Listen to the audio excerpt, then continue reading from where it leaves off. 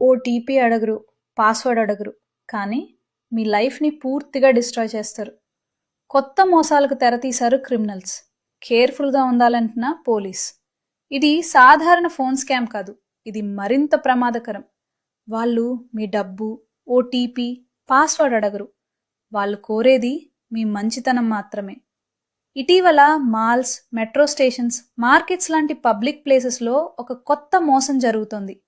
బాగా డ్రెస్ వేసుకున్న middle age వాళ్ళు లేదా వృద్ధులు ఇలా అంటారు: నా ఫోన్ వాడటం రాదు, పెన్షన్ చెక్ చేయాలి, ఒక్కసారి హెల్ప్ చేస్తారా?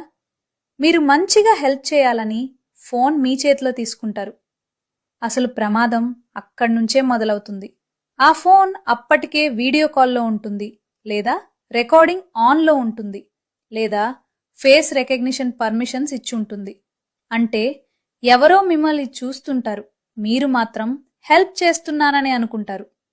ఇది ఏఐ, బయోమెట్రిక్ ఐడెంటిటీ స్కామ్. వాళ్ళు దొంగలించేది మీ ఫింగర్ ప్రింట్, మీ వాయిస్, మీ ఫేస్ డేటా. ఈ మూడు కలిస్తే మీ డిజిటల్ క్లోన్ తయారు చేయవచ్చు. తర్వాత ఏమవుతుంది తెలుసా?